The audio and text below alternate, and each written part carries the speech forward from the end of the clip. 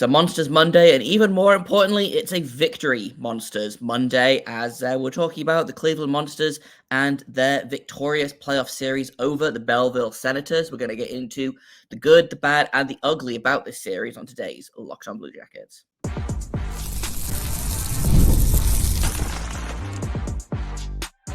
You're Locked On Blue Jackets, your daily podcast on the Columbus Blue Jackets, part of the Locked On Podcast Network, your team every day.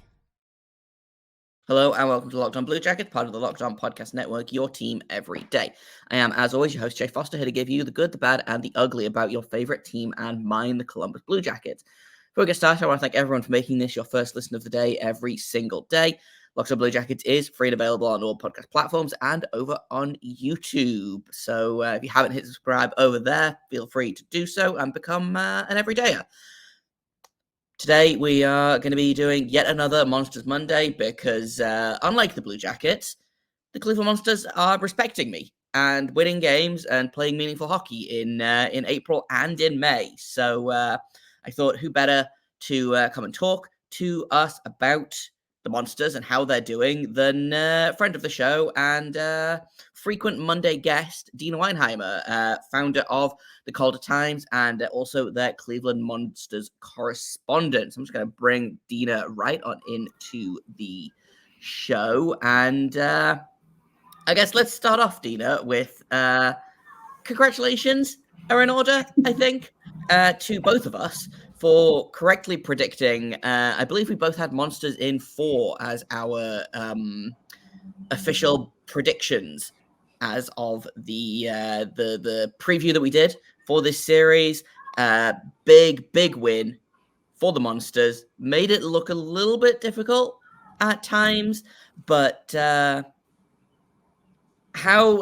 start off with the kind of the overarching thing. Like, how convincing a win was that series?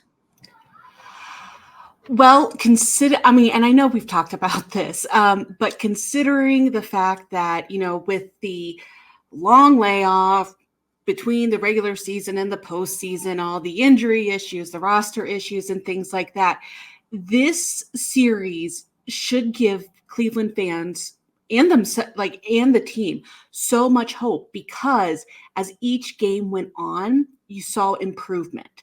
One big thing that I'm looking at is if you compare Wednesday's game versus Friday's game, where the Wednesday game, you saw, I don't want to call it a collapse, but an unraveling of Cleveland's game in the second period. And then again, in the first overtime, where Belleville just had Cleveland hemmed in Cleveland's defensive zone. Belleville was pressuring, but Jack Greaves was Jack Greaves. But then you kind of saw the same thing starting in the second period on Saturday. And the coaches knew how to kind of combat that. And you saw that momentum shift back so much sooner. So yeah. It's Friday was very convincing, but yeah, overall, great series. Yeah, the series was closer than I expected it to be, I think, based on kind of the form that the Monsters were in. I thought Belleville made it look difficult against the Marlies in their kind of opening series, but to their credit, they played the Monsters close. Obviously, they won that opening game, and we thought, right, is this going to get difficult? The Monsters needed overtime to beat them twice, and then that third game, it was still even, what was it? Was it 2-1 with plus an empty net goal? And as we all know on Locked On Blue Jackets, empty net goals don't count. So essentially, it was, what was it? I have the numbers up here. It was a 4-3 win, and then a 3-2 win, and then technically a 3-1 win, but really it was a 2-1 win. So like, the Senators were hanging in there right up until the very end of it. So I want to talk about Jet Greaves kind of in a little bit, because we all know how much we love Jet Greaves on this show, on every show. Locked On Jet Greaves is here to stay. But apart from the goaltending, which I think was excellent on both ends of the ice, quite frankly, I thought Mads Søgaard did a great job after being a little bit shaky against the Marlies. And then I thought And then I thought that Levi Miralainen did an excellent job starting unexpectedly on Friday, because I don't know when they told him he was starting, but I suspect it wasn't that long after. It wasn't that long before warm-up actually started, so to speak. So goaltending aside, which again we'll talk about in a little bit more detail later on, who were the big standouts for you from Cleveland? Well, I'm going to have to echo something that head coach Trent Vogelhuber had said in the post-game presser back on Friday night. But that Josh Dunn line with Alex Whalen and Justin Pearson were huge momentum changers all throughout the full series against the Belleville Senators. So, I mean, early on, you saw Josh Dunn get a very important goal. But he was a huge leader of change. Just that entire line, they are extremely consistent, extremely steady. And as Coach Vogelhuber put it, they're big when it comes to momentum changes, especially whenever Cleveland kind of gets hemmed in the defensive zone. And so the other team starts sending out their top line. He knows he can put them in there and try to neutralize them, which honestly, they did a very good job, because you saw Angus Cruikshank, Shortier, and Zach Oshchipuk. A lot of them were held basically, I don't want to say useless, but they couldn't do what they normally do because of the Josh Dunn line. So, yeah, a lot of credit goes to them. And also, I need to mention Trey Fix-Wolanski, but not for the reason that everyone's going to think that I'm going to say. He was held to 2 points, both assists in the series. But, man, if he wasn't physical, like he was taking bombs. He went full angry little bowling ball in this series. Yes. And it was so funny. There was one point, I forget which game it was. He was kind of going in, had kind of a partial breakaway, but then a couple of the Senators came in, kind of knocked him off the puck. And you saw him kind of hesitate for a half of a second and just kind of look at the one guy that had the puck as if he was saying, "You made me lose the puck." And he just, boom, he had a whole meet the wall moment and just knocked him into it. Saw the puck go around behind behind Matt Sogard to another guy. He looked at him and like, "Now you have my puck." Went over, boom, hit him. I laughed so hard. It was He kind of comical. He really took it personally, I think. Oh, yeah. The lack of scoring, I want to talk about Owen Sillinger, who is just, I have kind of jokingly been calling him like the Boone Jenner of the Cleveland Monsters for a little while now. What a gamer. 2 goals in this series, 2 game-winning goals, and 1 series-winning goal. So we're going to talk about Owen Sillinger in just a second here on Locked On Blue Jackets. First, I want to tell you about Policygenius, because life insurance is such an important safety net. You have to have it. You can't just be like, "Oh, it's going to be okay. It'll work itself out." But the thing about life insurance is that it's so complicated to find the right policy for you and your family. It takes time. It's so overwhelming. There's a million different options. So take the confusing out of it and go to Policygenius. With Policygenius, you can find life insurance policies that start at just $292 a year for $1 million of coverage. Some options offer same-day approval, and they avoid unnecessary medical exams. It's convenient. It's time-saving.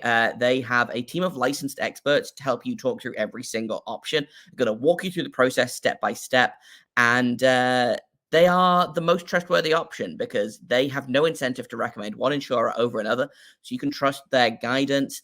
You might not be as well covered as you think. Even if you have a current life insurance policy, like an existing one, or you have one through work, it might not offer enough protection for your family's needs. And even worse, if you leave your job, if you quit, if you get fired, if you get made redundant, it might not come with you. So check life insurance off your to-do list in no time with Policygenius. Head to policygenius.com/lockedonnhl or click the link in the description below and you can get your free life insurance quote and see how much you could save. Once again, that's policygenius.com/lockedonnhl. Welcome back to Locked On Blue Jackets, part of the Locked On Podcast Network, your team every day. We are once again, as we are so many Mondays this recently, Locked On Cleveland Monsters. Big series win came on Friday. Monsters dispatching the Senators in 4 games. Lost that first one in Belleville and then didn't lose again all series long. And I kind of, as I teased before the break, Owen Sillinger, 2 of maybe the biggest goals of his pro career.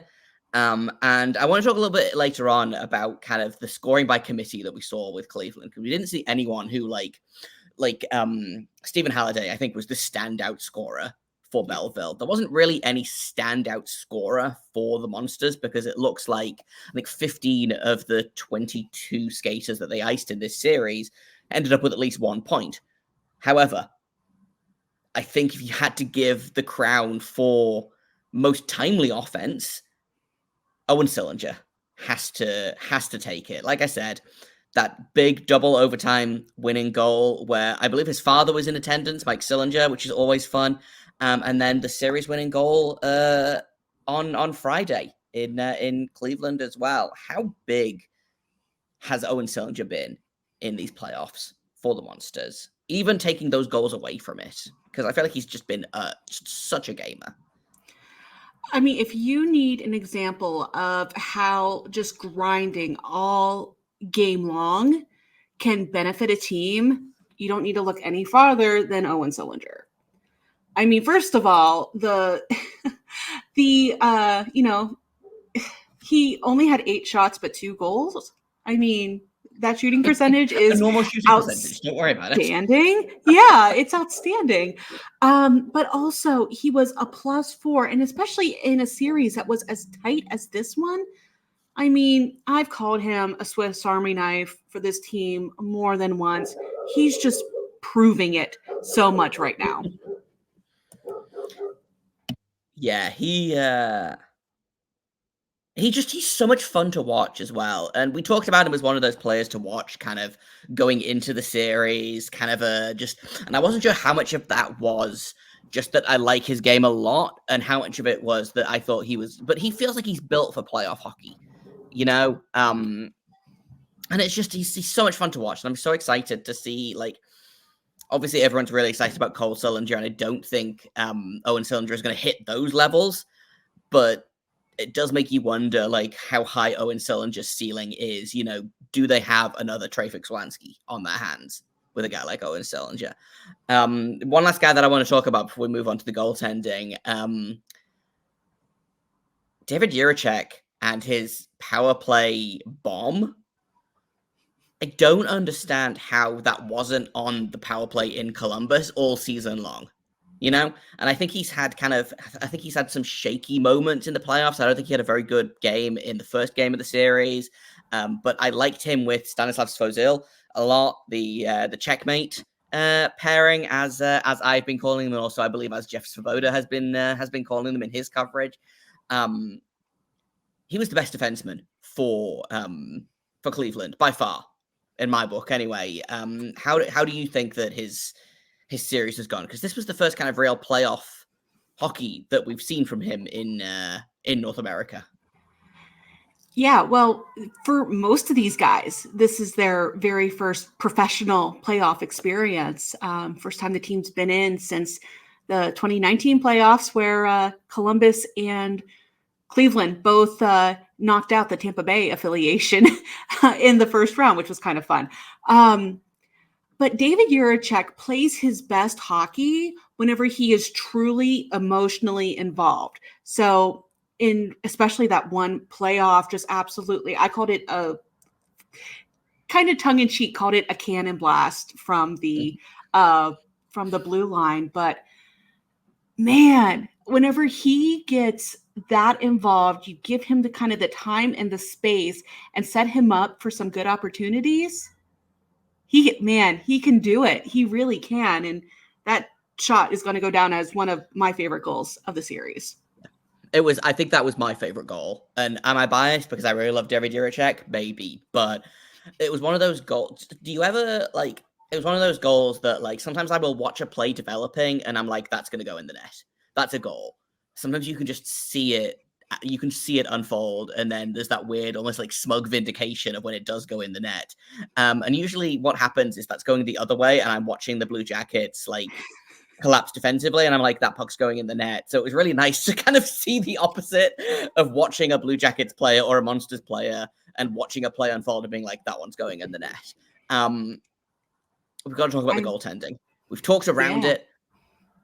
We talked I don't remember if it was on this show or if it was when we were talking about this series on Calder's Calling, which is a podcast that Deana and I do with Hershey Bears reporter Corey Swartz over at the Calder Times. But basically, you said that the Monsters win this series if Jet Greaves is Jet Greaves. Looking at his numbers in this series, I think it's fair to say that Jet Greaves was Jet Greaves. So just to pull the numbers here, he played 4 games. He faced 139 shots and allowed 8 goals. That is good for a .942 save percentage, a goals against average of 1.8, and a 3-1 record. He currently, the only goalie with better numbers than him right now is Eric Portillo of the Ontario Reign, who has allowed 5 goals on 136 shots and has a .956 save percentage in the 5 games that the Ontario Reign have played so far. So, like, pretty great company for Jet Greaves to be up there. And, you know, he's got better numbers than Hunter Shepard, who's been excellent for Hershey, Dylan Garron, who has been the MVP for Hartford, in just being absolutely under siege in the Wolfpack net. But I just want to talk a little bit about Jet Greaves, because everything that we wanted him to do in this series and more, he did, I feel like. Oh, yeah. And one big thing about Jet Greaves is he truly just trusts himself. He trusts his process. And that is honestly huge. Like, we saw, I believe it was game 4. Just the games came so quick that they're all kind of getting jumbled in my mind. But there was, it was on the 5-on-3 power play for Belleville that kind of straddled the intermission. I can't remember if it was between 1 and 2 or 2 and 3, but he was absolutely under siege at that point. But at no point did he look rattled. He just blocked the shot. Sometimes you had to block 2 and then 3, a real quick succession there. But he stayed calm. He just trusts himself that much. And Jet Greaves. He's so chill.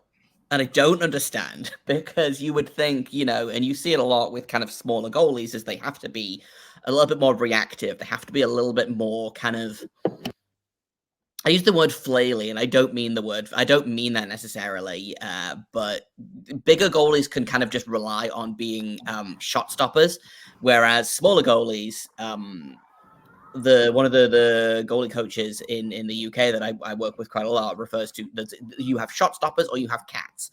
And Jet Greaves should be more of a cat-like goalie, just because he is kind of smaller. But he's so calm and steady. And again, I just want to just run through some of his numbers, just game by game, because just in case you weren't sure just how important he was to this team, the Monsters lost the first game 2-1. He made 24 saves on 26 shots. Arguably he made 25, but we don't need to go into that by now. Yep. The series is over. Yep. They won. It's fine. Game 2, he allowed 3 goals on 39 shots for a .923 save percentage. And then he got better from there. Game 3, which was the double overtime game, 39 saves on 41 shots for a .951 save percentage. Played almost 85 minutes of hockey in that, which is too much hockey, quite frankly.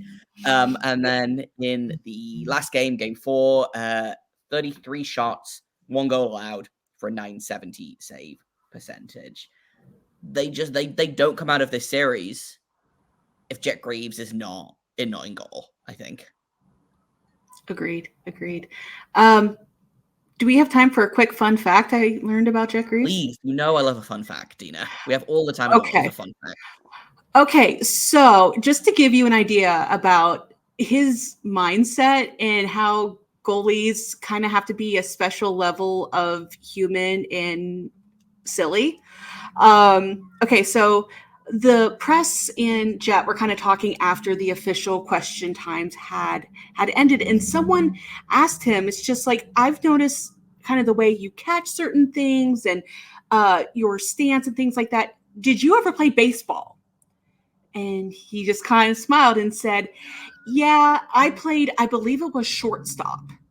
Mm-hmm. Anyway, it was some type of kind of getting out into the outer field.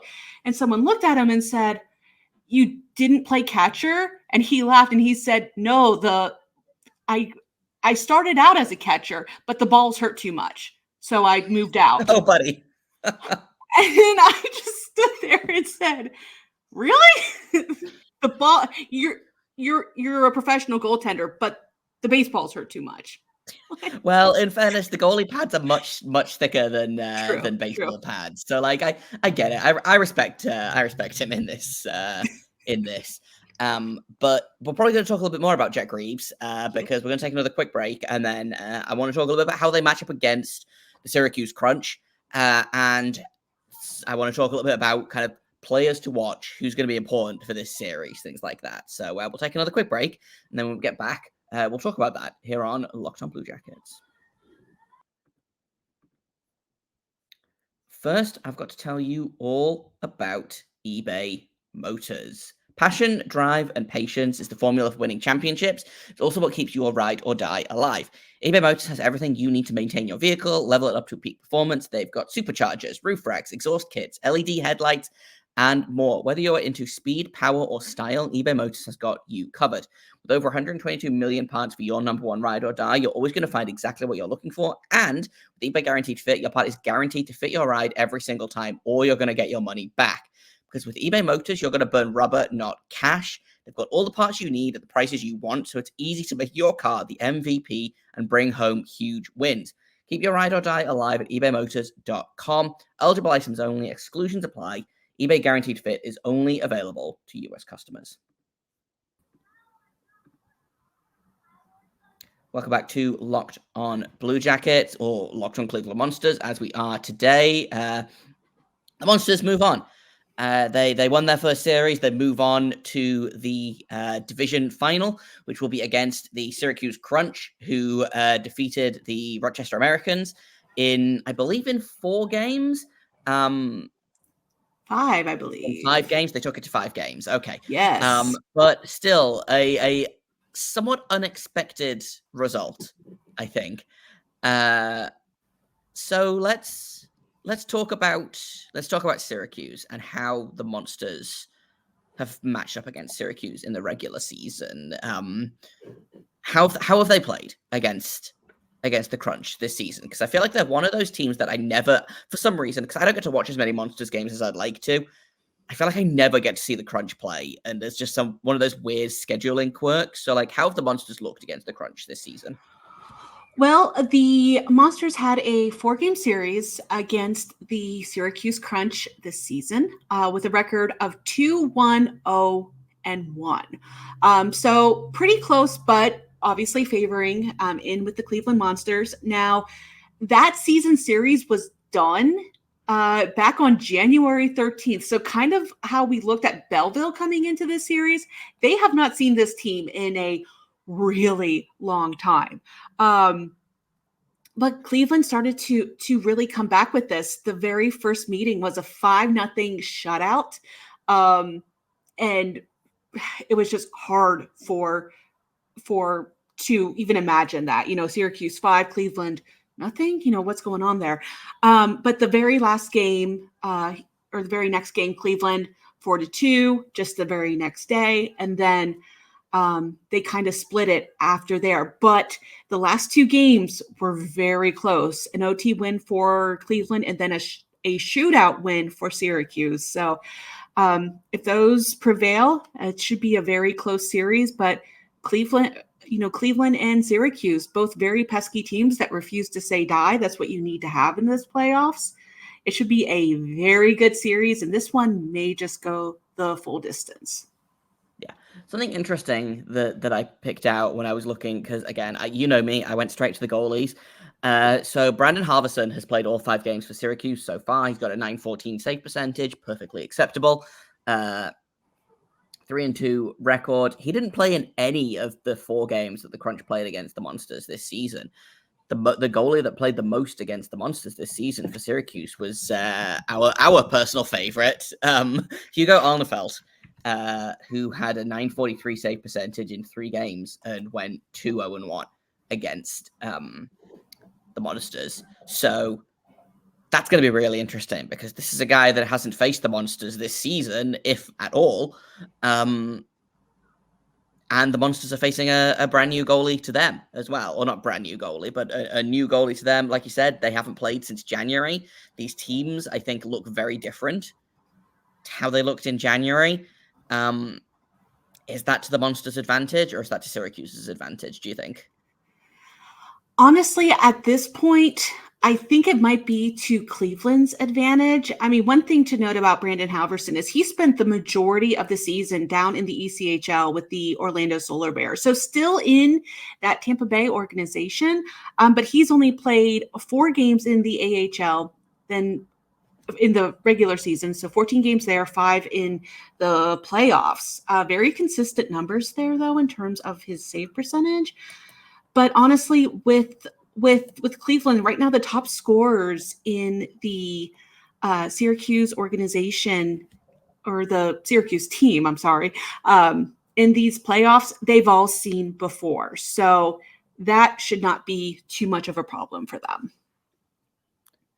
Yeah, and it looks like they're kind of doing a similar-ish thing to the Monsters in, and I mean, we talked about this a little bit again. I don't know if this was on Calder's Calling or not, but the Crunch score by committee in a similar way that the Monsters do. So that's going to be really interesting, I think, that there's 2 teams that both of them have, they roll 4 lines. They don't really have, like, ostensibly, like, Gage Gonzalez is the standout guy. He's got 6 points in 5 games. For Syracuse, he was their AHL All-Star representative in San Jose this season, but this is looking like a deceptively close series. Who do you think is going to step up for the Monsters? And, obviously we've seen the scoring by committee success, but who on the Monsters is going to step up and be like, right, okay, well, I'm going to lead the way. I'm going to start scoring goals. You guys can come with me if you want. Like, who do you think is the prime candidate to be that standout guy in either in game 1 or like early in the series? Like, who needs to be that breakout guy for the Monsters to find success in this series? I'm going to go with the underdog here, which I like to do, but I have my eyes right now on Alex Whalen. He's a point per game producer with the Monsters against the Crunch. Granted, extremely limited numbers, but him with that Pearson and Dunn line, they can produce when they need to produce. And I just have some really good feelings about him right now. Yeah, it feels a lot like, and we talked a little bit about this with the Belleville series, is that the Monsters managed to shut down the top guys for Belleville. Stephen Halliday, notwithstanding, but you looked at the guys like Cruikshank, like Ostapchuk, couldn't really ever get anything going, and it felt a little bit like they'd kind of done the same thing to the Monsters' top guys as well. Mm-hmm. So, does a depth guy need to break out? Like Alex Whalen, no points in the playoffs so far, but if there was ever a time, the division final feels like a good time to regain your scoring touch. Had 2 goals in the 2 games that he played in the season series. Let's finish up here because we're going a little bit long. Prediction time. Who wins the series in how many games? Who scores the series winning goal? We both got that wrong for the Belleville series, and I want a bold prediction from you as well. Okay. First of all, I believe this one's going to go 5. If Rochester Syracuse went 5, I believe this one's going 5. Who's going to score the series? I'm going to go with... Sorry, that's like just a really good question that I wasn't really prepared for. Let's go Mikhail Putia. Also having a very nice series so far. And bold prediction... I'm not going to shoot for the moon like I did with Nick Blankenberg because he's only played one game so far. I'm going to go with Owen Sillinger getting a Gordie Howe hat trick at one point. Nice. Tragically, my Trey Fix-Wolansky Gordie Howe hat trick prediction did not come true in Belleville, but maybe we'll get lucky this time around. I also think it goes 5. I think the Monsters take it in 5. I would like it for it to be a little bit less stressful than the Belleville series was, but I'm not holding out any kind of hope for that. I'm gonna go with Owen Sillinger as the is that cheating? Maybe, but hey, go with a hot hand, you know. So that's my prediction. And I really should have thought of a bold prediction before I asked you about it because I don't really have one except maybe let's have some fun with this. I'm gonna go with, and this is kind of, I try not to use the S word on the show a lot because I'm not superstitious. I'm just a little stitious. But I'm gonna go with Jet Greaves getting a shutout in one of the games this series. I think he's due, and I think he's playing like he deserves one at the minute. So that's my bold prediction. We will have to bring Deana back at the conclusion of this series, and we'll have some more fun talking about the Monsters again in a couple of weeks when they finish up the series against Syracuse, which once again, just if people are wanting to watch, starts in Cleveland on Thursday at 7 p.m. Eastern, I believe. 2 games in Cleveland, 2 in Syracuse, 1 back in Cleveland is the schedule, I believe. And that's all we've got for you today on Locked on Blue Jackets. Before we go, actually, if people want more Monsters coverage, if they want AHL playoff coverage, where can people find you and the Calder Times, Deana? So you can find me on X at Deana Weinheimer. If you're on YouTube, you can get the spelling right down below. Of course, we're also at the Calder Times there. And then check us out at thecaldertimes.com. If I may say, we have been killing the playoff coverage over at the Calder Times. So if you do care about the AHL, go and check us out over there. And that is actually all we have today. On Locked on Blue Jackets. I've been Jay Foster. You can find me on Twitter at _Jacob Foster, JAKOBFORSTER. You can find the show on Twitter and Instagram at LO_Blue Jacket.